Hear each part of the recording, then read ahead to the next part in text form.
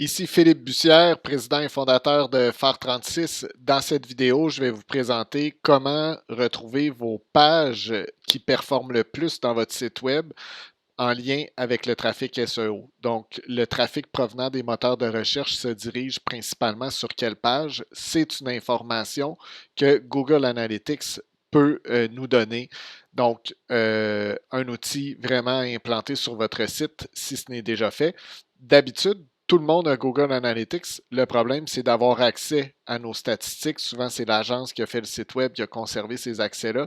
Obtenez vos accès à Google Analytics. Il y a quand même une bonne dose d'informations essentielles pour votre site web. Donc, voici comment on fait une fois qu'on est dans Google Analytics.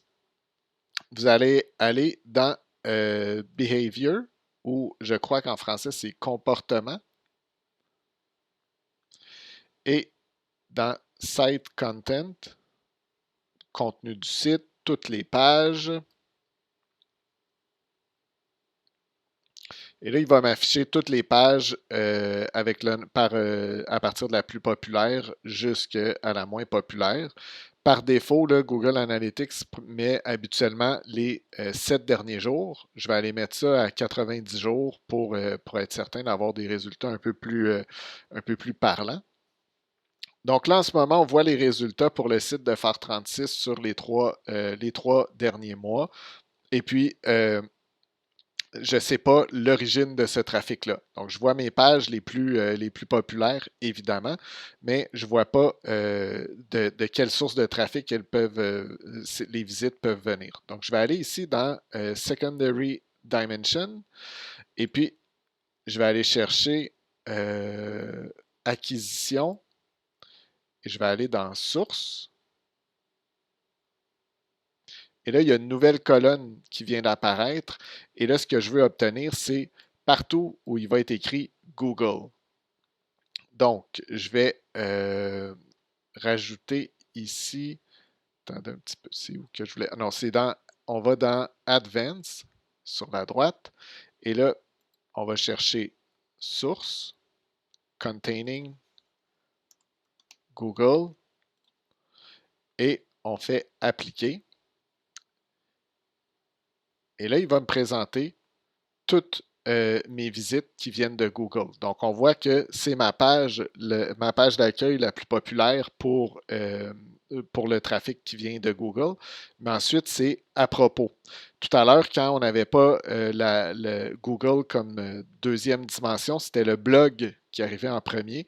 Mais clairement, le blog passe beaucoup plus bas quand on regarde juste le trafic SEO. Donc là, on voit que c'est ma page ici à propos qui arrive en deuxième, le livre sur le marketing en troisième. Et ça, vous pouvez jouer sur la date. Donc, je peux reculer jusqu'à quand je veux pour voir le trafic SEO dirige sur quelle page. Pour faire ce genre d'analyse-là, je vous recommande de mettre au minimum 90 jours. Et puis, vous pouvez même faire afficher plus de pages. Donc là, je pourrais mettre les 100 premières pages.